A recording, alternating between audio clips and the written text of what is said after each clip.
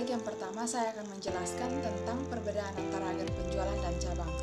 Perbedaan agen penjualan dan cabang terkait dengan tingkat otonomi, yaitu agen penjualan tidak beroperasi secara otonom, namun bertindak atas nama kantor pusat, di mana agen penjualan dapat memanjang dan mendemonstrasikan contoh produk, menerima pesanan, mengatur pengiriman. Kantor cabang biasanya memiliki otonomi lebih luas dan memberikan rentang penyediaan jasa yang lebih besar dibandingkan agen penjualan, walaupun tingkatnya berbeda dengan perusahaan individu. Sebuah cabang umumnya menyimpan stok persediaan dan mengarsip pesanan pelanggan. Sini saya akan menjelaskan mengenai sistem entitas akuntansi. Agen penjualan umumnya tidak mengelola sistem akuntansi keuangan, tapi hanya menyimpan catatan-catatan penting dalam menjalankan usaha.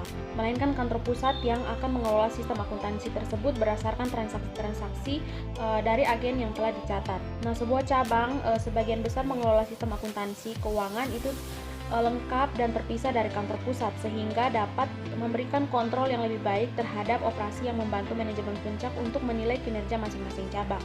Nah, baik agen penjualan maupun cabang bukanlah entitas akuntansi atau badan hukum terpisah, di mana tidak menyimpan laporan akuntansi eksternal secara terpisah, melainkan pelaporan entitas ke pihak eksternal merupakan pelaporan perusahaan secara keseluruhan. Ketika catatan akuntansi cabang terpisah dikelola untuk tujuan internal terkait dengan pertanggungjawaban akuntansi dan evaluasi kinerja, maka akun-akun yang ada di cabang dan kantor pusat digunakan dalam penyusunan laporan akuntansi eksternal. Selanjutnya akan dijelaskan oleh teman saya. Saya akan menjelaskan penjelasan selanjutnya, yaitu tentang akuntansi untuk agen penjualan.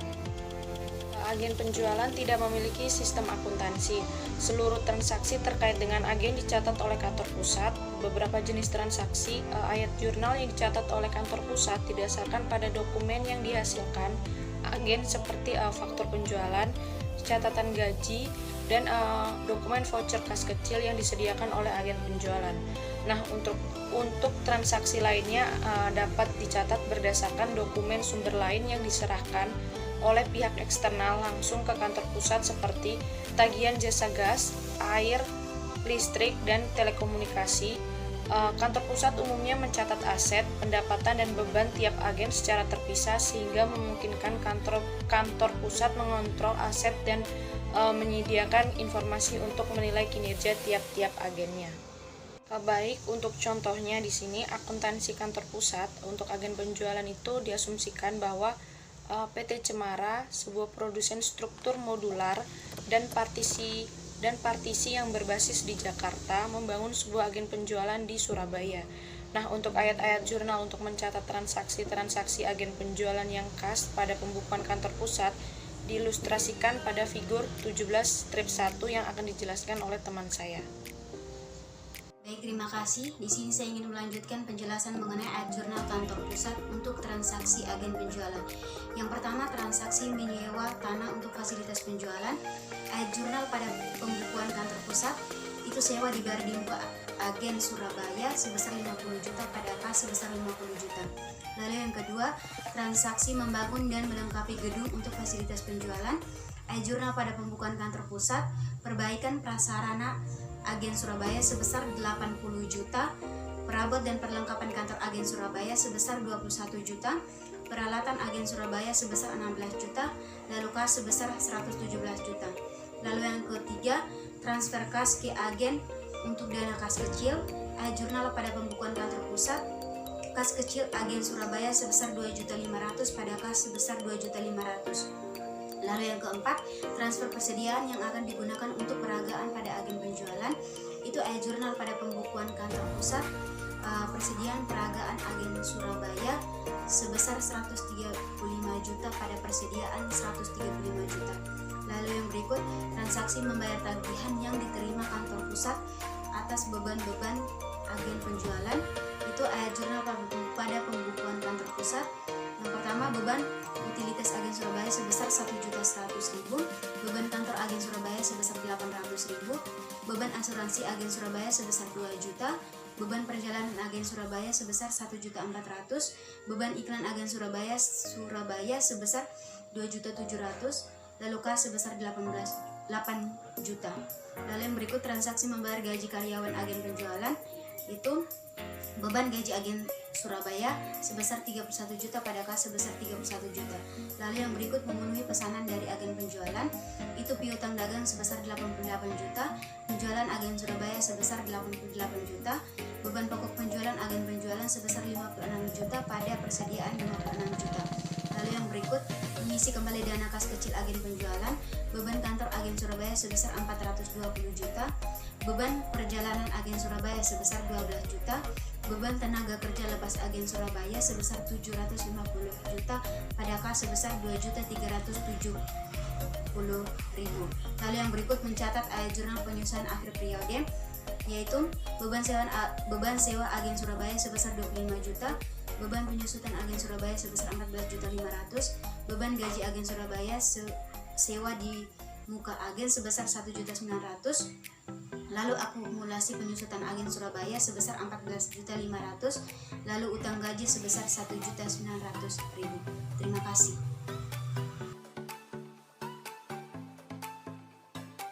Saya akan menjelaskan contoh kasus. Yang pertama itu membedakan sistem akuntansi agen penjualan dan cabang. PT Berdikari mengelola sebanyak 11 agen penjualan di seluruh wilayah Jawa Timur.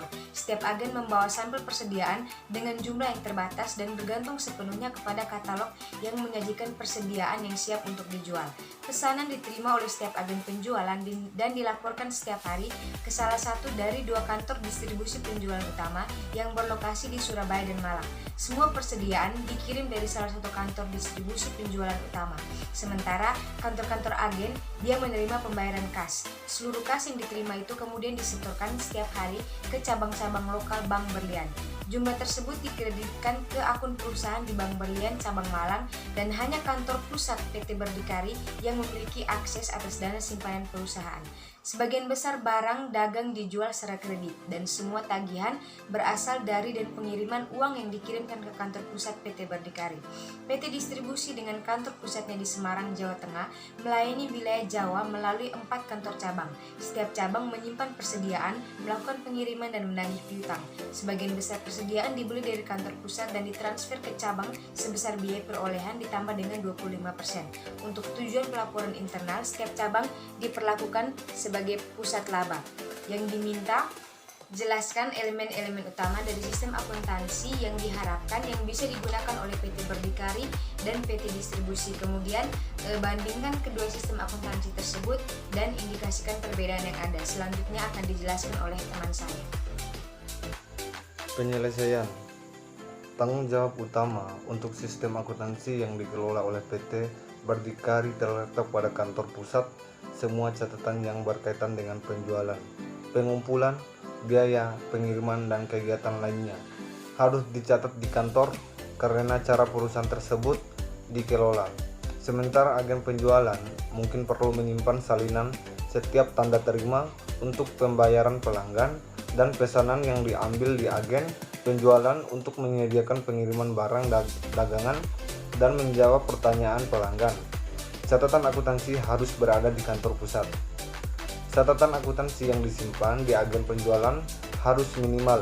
Misalnya, cek gaji untuk karyawan yang bekerja di agen penjualan harus dibuat di kantor pusat.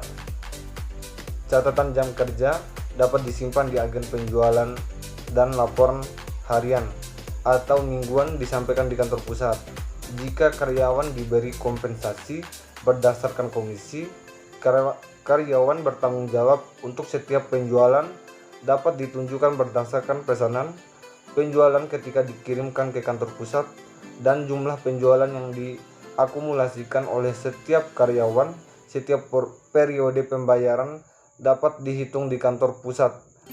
Dalam kasus PT Distribusi, sistem akuntansi yang sangat berbeda sangat tepat. Manajer cabang bertanggung jawab untuk pengendalian inventaris, perpanjangan dan pengumpulan kredit, pengiriman, dan keputusan operasional lainnya. Perlunya akses terus-menerus diinformasikan tentang piutang, hutang, dan akun lain oleh karyawan di setiap cabang, membenarkan sistem akuntansi yang terpisah untuk masing-masing cabang. Dalam kasus terakhir, catatan kantor pusat tidak akan mencakup informasi tentang item inventaris individu yang dimiliki atau transaksi yang dilakukan oleh masing-masing cabang. Catatan akuntansi PT distribusi dan cabang-cabangnya harus ditetapkan sehingga memungkinkan untuk menentukan jumlah laba yang belum direalisasi pada penjualan antar perusahaan pada akhir setiap periode. Berbeda dengan situasi agen penjualan, properti, dan peralatan yang dimiliki oleh masing-masing cabang cenderung dicatat oleh cabang karena ukurannya jelas dari masing-masing kantor. Jumlah karyawan juga mungkin memadai untuk membenarkan kegiatan gaji dan penggajian terpisah di masing-masing cabang. Baik, di sini saya akan melanjutkan penjelasan dari teman Chandra, dan di sini saya akan membahas tentang contoh soal untuk kasus 17.2, yaitu perbandingan akuntansi cabang dan entitas anak. Contohnya itu PT Nirmala memiliki seluruh saham dari 4 entitas anak, di mana sebagian besar aktivitas perusahaan dijalankan. Walaupun entitas anak terlibat dalam aktivitas yang serupa, mereka beroperasi secara otonom dan diperlakukan sebagai pusat laba. Yang berikutnya yaitu Bank Mulia adalah perusahaan tunggal tanpa entitas anak. Perusahaan dikelola melalui kantor pusat dan 3 pabrik. Pabrik dibangun sebagai pusat laba dan bertanggung jawab untuk memproduksi dan menjual produk yang telah ditetapkan. Seluruh bahan baku dan peralatan dibeli oleh kantor pusat dan ditransfer ke setiap pabrik melebihi dari biaya perolehan. Secara periodik, pabrik mengirimkan kas yang ditagih dari penjualan ke kantor pusat. Yang diminta di sini adalah yang pertama, apakah persamaan yang mungkin ditemukan dalam sistem akuntansi PT Nirmala dan Bank Mulia, kemudian apa perbedaan yang terdapat dalam sistem akuntansi tersebut, dan yang kedua adalah bandingkan proses penyusunan laporan keuangan konsolidasian untuk PT Nirmala dengan proses penyusunan laporan akuntansi eksternal Bank Mulia. Selanjutnya akan dijelaskan oleh teman saya. Baik, perkenalkan, nama saya Riani Natonis, NIM 1810044. Di sini saya akan melanjutkan penjelasan dari teman saya terkait kasus 2. Yang pertama, sebagai perusahaan terpisah, masing-masing anak perusahaan PT Nirmala memiliki sistem akuntansi masing-masing. 3 pabrik dan manufaktur Bank Mulia yang tidak tergabung secara terpisah diperlakukan sebagai pusat laba, dan dampaknya juga membutuhkan sistem akuntansi mereka sendiri. Cabang dan anak perusahaan memikul tanggung jawab yang sama berkaitan dengan produksi dan penjualan produk dan pengumpulan piutang. Sistem akuntansi yang serupa tampaknya cocok untuk kegiatan ini. Unitnya juga berbeda. Sistem akuntansi anak perusahaan harus mencakup aktivitas pembelian mereka, sementara cabang membeli semua bahan mentah dari kantor pusat dan hanya akan membutuhkan inventaris dan akun kantor pusat. Barang-barang yang termasuk dalam bangunan dan peralatan juga dapat dipertanggungjawabkan secara berbeda di cabangnya versus anak perusahaan. Selain itu, anak perusahaan sering dikenakan biaya pajak penghasilan dan mengajukan pengembalian pajak terpisah. Sebagai bagian dari perusahaan secara keseluruhan, cabang biasanya tidak diharapkan untuk berurusan dengan masalah pajak. Yang kedua, laporan keuangan konsolidasian untuk PT Nirmala agaknya lebih mudah disusun daripada laporan untuk Bank Mulia. Bank Mulia telah menjual bahan baku dan peralatan ke cabang-cabangnya dengan jumlah yang melebihi biaya. Oleh karena itu, ada kebutuhan untuk menghilangkan efek dari penjualan antara perusahaan, termasuk penghapusan keuntungan yang belum direalisasi. Di sisi lain, tidak ada indikasi transaksi antara anak perusahaan PT Nirmala. Saldo ekuitas anak perusahaan dan kantor cabang harus dihilangkan dalam menyiapkan laporan akuntansi eksternal. Dalam menyiapkan laporan konsolidasi untuk PT Nirmala, pendapatan investasi dan akun investasi yang dilaporkan oleh induk perusahaan dieliminasi bersamaan dengan saldo ekuitas pemegang saham yang dilaporkan oleh anak perusahaan. Untuk laporan Bank Mulia, akun investasi di cabang dan pendapatan cabang pada pembukuan kantor pusat dieliminasi bersama dengan saldo kantor pusat yang dilaporkan pada pembukuan cabang. Dalam kedua situasi seperti akun dari unit organisasi terkait ditambahkan bersama. Sekian dan terima kasih.